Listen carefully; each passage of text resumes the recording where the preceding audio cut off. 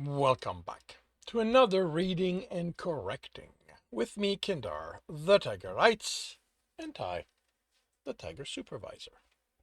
These are where I read a chapter from one of my stories and correct it as I go.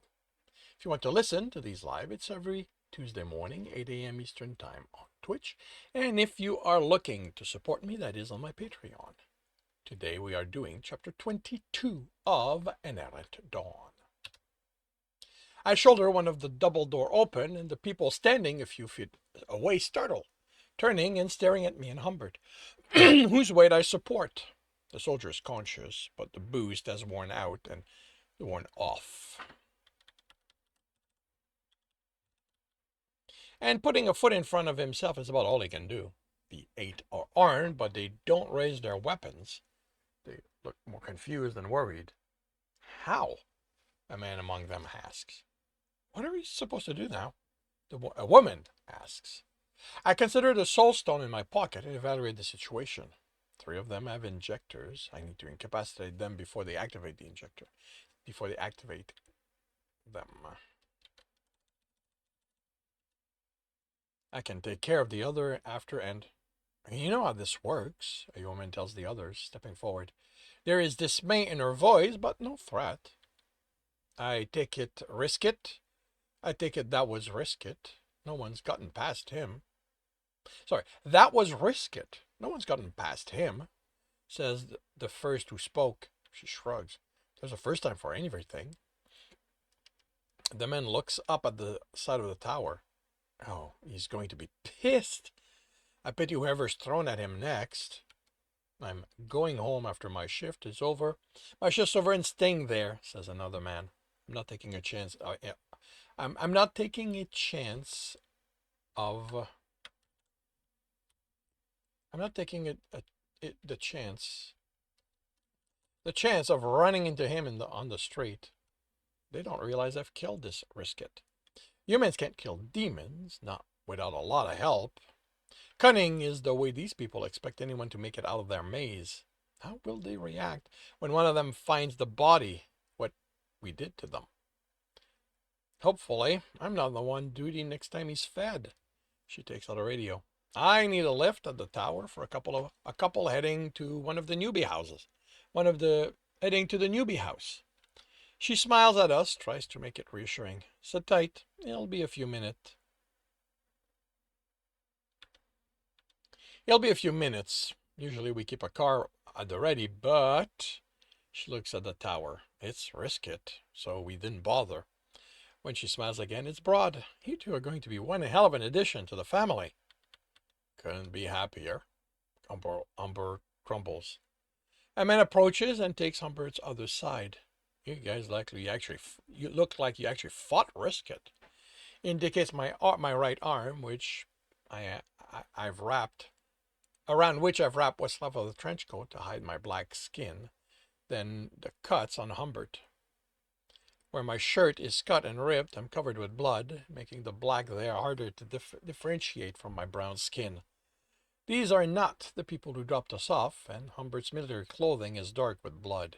Maybe they can't tell he's a soldier. Wait, Humbert slurs. Ran. I finished for him, pressing the injury on his side to keep him from saying any more. In his state, he might tell them he killed the demon, and the way these people talk about Risket, like they were a co-worker, could cause them to turn on us. Humans can be vindictive. Humbert groans and tries to glare at me. I have the sense he doesn't care if he starts another fight. He was part of killing a demon. He's proud of it. The vehicle that stopped before us isn't designed for prisoners. It's smaller, fitting only 4 people. It has no armor, no restraints, other than the safety ones.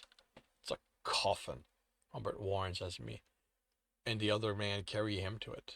You don't have to worry anymore, he replies. You've passed the test. This is going to take you to the house. There you'll be able to shower, rest. It's going to be a few days before anyone has time to work out where to assign you, and they might wait longer with you to give you time to heal. Will there be food? I ask as I maneuver Humbert inside. The fridge is stocked. The fridge is stocked. Yeah, I don't need it there.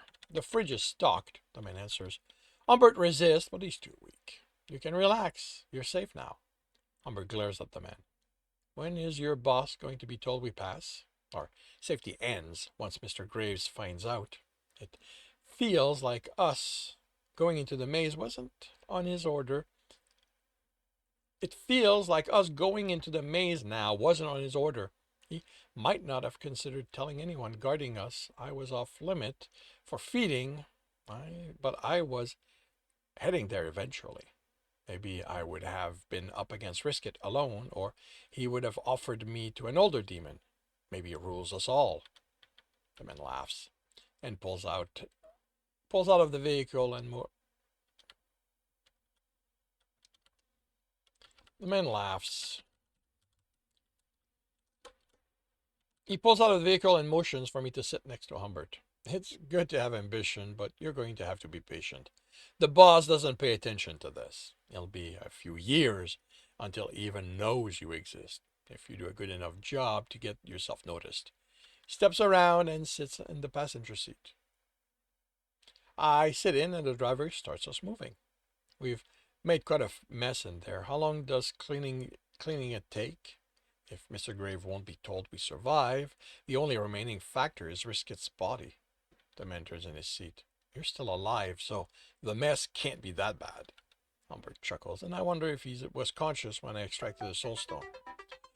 Normally, it takes a while, and continues. I doubt you trailed a lot of blood on the lower floor, which are those most in use, but those dealing with that might work faster once they hear Risket's not been fed. Although, how many of those intruders are left?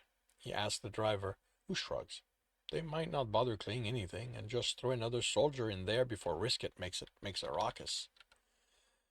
The soldier will know better than to raise an alarm on finding a dead demon, but they'll reach the exit without injuries. That will raise suspicion. Tomorrow morning might be when the situation deteriorates. The rest of the drive is in silence. When the vehicle stops, we're in front of an older building. It reminds me of the one I lived in when I knew Robert. Each room a small apartment. The man is out before I open my door and helps me bring Humbert inside. Instead of a lobby there with someone behind the reception desk with bars to protect them, we are in a large living room. Half a dozen seats, a screen on the wall with a scene of a forest, the sound muted. The lone occupant stands and hurries to take the guard's place. Chair, Humbert mumbles, when the man tries to guide us to a side door. The guard leaves without giving us instruction. You need to lie down, the man says. He's muscular, younger than Humbert. His skin is tanned and his hair and beard are black. Awake, Humbert protests. Food, protein, carbs. This stuff isn't right. If I sleep, I might not wake up. The man gives me a questioning look, but I direct us to a chair. Humbert knows better than I how to deal with what's happening to him. The man shrugs. I'm Taros, and there's plenty of food in the fridge. Derick, I replied, as we sit down. He's Captain Humbert. Greg, Humbert snorts. The captain part can go screw itself. Taros looks at me again. Where are the showers? I ask, since I have no answers to give him. Second and third floor are bedrooms. They all have showers. The first one on the left, on the second floor, is mine. Just pick any of the others. I return feeling better and hungrier. The room has clothing in the closet, but no gloves for my hand. Humbert is eating, devouring the food on the small table before him as if he was a young demon in the throes of hunger madness. Your friend's famished. Just how hard was your trial? Taros asks. Deadly, Humbert answers between bites. He sounds better, more alert, but still looks haggard. What are you doing here? He asks Taros. Taros shrugs as in his seat opposite Humbert. They put me here when I got out of that tower. When they need me to do something, menial work mainly, they take me out, leave me with an adult supervision while I do it, and bring me back here. I feel like I'm back in training, but at least the accommodations are better than where I started at. He gestures around us. So, you came here looking to work for these bastards? Humbert asks. He looks at the empty plates. Is there more? Where are you putting it all? Taros asks, sending. And no, I didn't come here to join up. I came here to borrow stuff from the empty buildings. Humbert snores derisively as I follow the man to the kitchen. You're going to want to help yourself before he empties it all. The selection of fresh fruit and vegetables is slim, but there are packs of uncooked meats. I open one, the smell is off, too saturated with chemicals. I recognize it from the time of the lies, the first year living on my own. But after so long eating meat directly from off my prey, this no longer smells normal. I devour the meat. Taros nods, glancing at me as he prepares more sandwiches from processed meat. So that answers that. He indicates my arm. I sort of figured you weren't entirely human. You eating raw meat confirms it. Human eat raw meat, I answer, taking another package out. They have entire meals built around it, ritual around its preparation. Humans can be odd. Calling us humans is another sign, and yeah, some do, but not right off the bone like you're doing right now. I look at the bone I'm holding, clearly nearly cleaned of meat. You don't sound bothered. I finish cleaning it off and pull out a package of fruit. He studies me, a scavenger. That means I can't stay in one place too long. People tend not to like it when you borrow their stuff without asking. It's called stealing. I I say before I start on the fruit. Taros shrug. I'd give it back if I was given a chance. Seriously, I would, he says when I eye him. He isn't a good liar. Look, the world isn't the nice little place the news wants you to believe. The cities are okay. They're big enough. It's going to be a while before enough people are angry at you and you need to leave. But even there, when you look in the cracks, you're going to see things you shouldn't. Then, when you travel between them, in the forest and places like that, forget the animals and the demons. There's stuff out there no one talks about. So, no, I'm not particularly bothered with you not being entirely human. I follow him to the living room with a package of vegetables. You're a thief. Call it what you want, he says, placing the plate with the stack of sandwiches before Humbert. What I am is a survivor. I'm my own person. I do things my way. I can deal with this for a while, but eventually the structure gets stifling. Then I move on. As nice as this is, I'll move on from it eventually. If they let you, Humbert says. Taros rolls his eyes. Once I decide to leave, they aren't going to stop me. There are demons, I point out, sitting halfway between them. Taros smiles. Even they can be tricked. There might not be as many as the history books make it sound like there were, but there's a lot more out there than the news tells you. After one or two run-ins with them or their wild equivalent, you find ways of ensuring they can't find you. Humbert looks at the sandwich in his hand, seems to have trouble understanding why he's holding it, then puts it down. I think I'm done. Finally, Taros sighs. What's next for you two? What's that supposed to mean? Humbert asks defensively. He called you captain, and as tattered as and bloody as that is, I recognize military garb. Unless you've gone rogue, I doubt joining these people is something your superiors approve of. She can go F herself, Humbert says, with the vehemence he normally directs at me. If I decide to join the mob, it's going to be my own damn decision. I join Taros and staring at him. I'm not joining them, Humbert states with a huff. How can you even think that? But Fallon doesn't get a say in what I do if she's going to leave me to die. Taros looks at me and I nod. How can you work for them? Humbert asks. They've tried to feed you to a demon. They're going to feed others to them. Taros is slow in answering, and he watches us cautiously as he does. People live, people die. I can't control what happens to them, just what happens to me. So I'm going to do what I need to survive, and they can take care of themselves. That's so... Humbert searches for a word. Human? I offer, and he glares at me while Taros chuckles. My plan, I continue, includes rescuing Claus and the rest of Captain Greg. Humbert cuts me off. It's Gregory, if you're going to be formal about it. The rest of Greg's soldier, and bring Amanda back to the people she works for.